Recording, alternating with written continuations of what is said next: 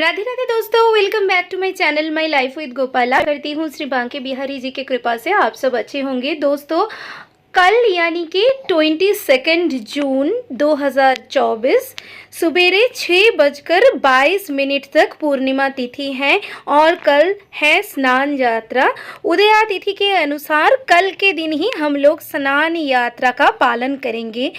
हर साल ज्येष्ठ पूर्णिमा के तिथि पर जगन्नाथ देव के जन्म दिवस उपलक्ष्य में बलभद्र जी, जगन्नाथ जी और उनके छोटी बहन सुभद्रा जी को 108 घड़े के पानी से नहलाया जाता है। पूरी जगन्नाथ धाम के दक्षिण द्वार में जो कुआं है वहीं से 108 घड़ा जल लेकर जगन्नाथ देव, बलभद्र जी और सुभद्रा जी को नहलाया जाता है और इसके बाद तीनों भाई बहन को हो जाता है सर्दी, जुकाम, बुखार और इसके बाद 15 दिन तक वे भक्तों को दर्शन नहीं देते हैं और 15 दिन बाद नए श्रृंगार के साथ भक्तगण के सामने उपस्थित होते हैं।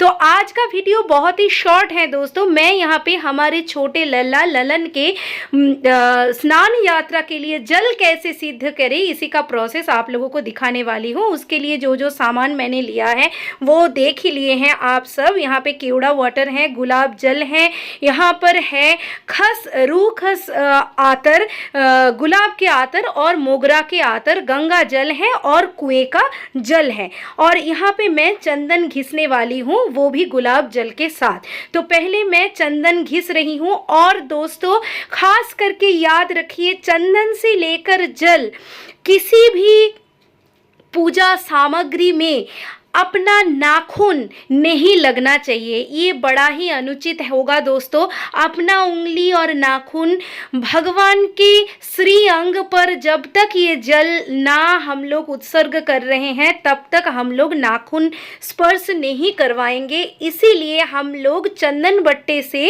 कैसे हम लोग चंदन को लेंगे पात्र में, ये देख लीजिए दोस्तों। हम तुलसी जी के मदद से, तुलसी जी के पत्र के मदद से चंदन ऐसे करके उठाएंगे दोस्तों।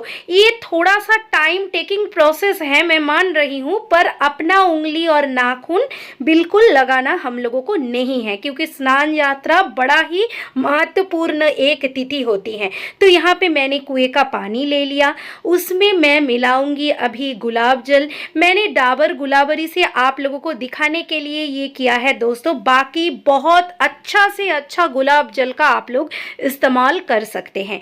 इसी जल में अभी जाएगा मोगरा का आतर।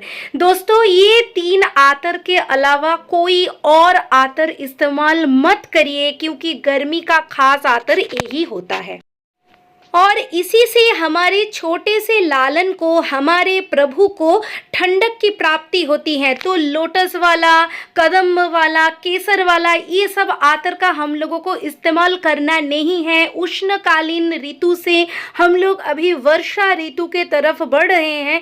हम लोगों को अभी उष्ण काल में यही सब आतर का इस्तेमाल करना है और जितना अच्छा से अच्छा क्वालिटी का आतर होगा हमारे प्रभु, हमारे लालन उतने ही संतुष्ट होंगे और लालन के जो श्रीअंग है वो बड़ा ही मधुर और कोमल है दोस्तों। इसलिए हम लोगों को ये ध्यान सर्वदा रखना है कि लालन के शरीर यानी कि लालन के श्रीअंग पर किसी भी तरह का श्रम ना पड़े, यानी कि लालन के शरीर के ऊपर ऐसा कुछ भी हम लोगों को यूज नहीं करना है जिनसे उनके श्रीअंग पर क्षति पहुंच सकता है। मतलब उनका सीधे सीधे बातों में बोला जाए, उनका जो कोमल त्वचा है, जो पंखुड़ी से भी ज़्यादा कोमल है, फूलों के पंखुड़ी से भी ज़्यादा कोमल है, वो छिल ना जाए। यहाँ पे मैं अभी पुष्प डाल रही हूँ उसी जल के अंदर। तो आप लोग सुगंधी से सुगंधी पुष्प यहाँ पे आप लोग जल के अंदर डालिए।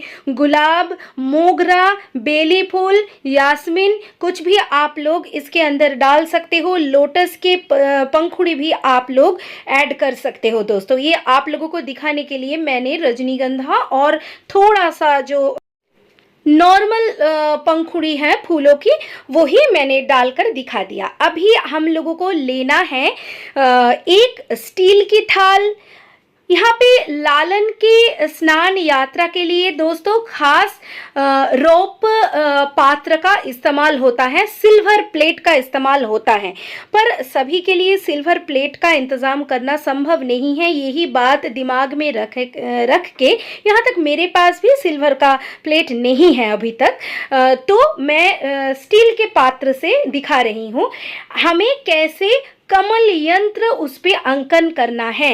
ये दोस्तों आप चंदन की डस्ट से, चंदन पाउडर से कर सकते हो, चंदन पेस्ट से भी कर सकते हो। ये प्रोसेस आपने देख लिया।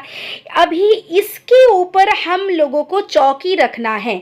चौकी अगर ना हो, 8 कोना चौकी नॉर्मली यूज़ किया जाता है, ना हो तो 4 कोना चौकी भी आप लोग यूज़ कर सकते हो।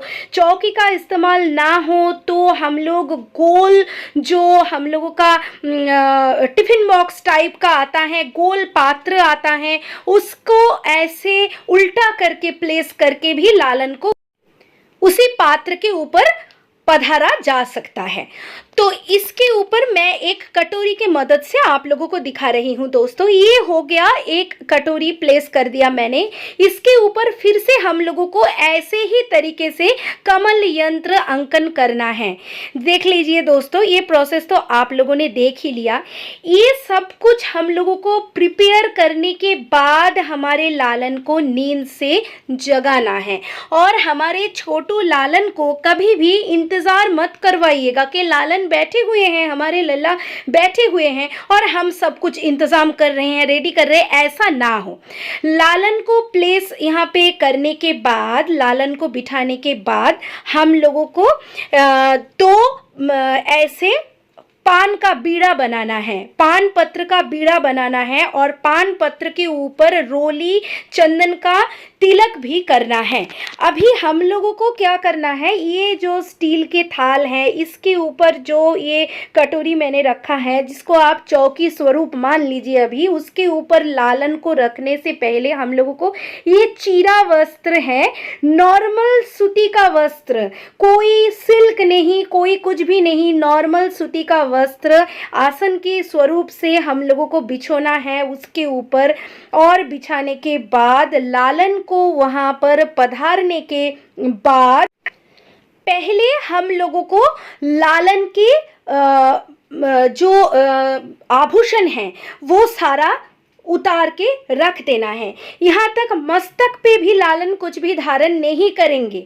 उसके बाद लालन को थोड़ा सा जो गोल्डन कलर का उनका कोई भी एक नेकलेस हो, कोई भी नेक पीस हो, बहुत ही जो छोटा और बहुत ही थिन वाला हो, वो ही हम लोगों को जिसको सुनहरी बीड का नेकलेस बोला जाता है, उसको हम लोगों को धारण करवाना है।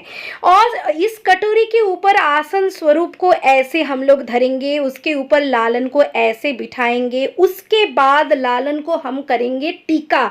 लालन के श्री माथे पर हम लोगों को शलाका की मदद से रोली चंदन का तिलक करना है, उसके ऊपर लगाना है अक्षत यानी कि साबुत चावल।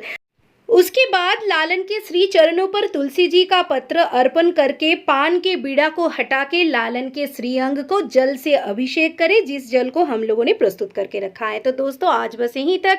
राधे राधे। श्री कुंज बिहारी, श्री हरिदास।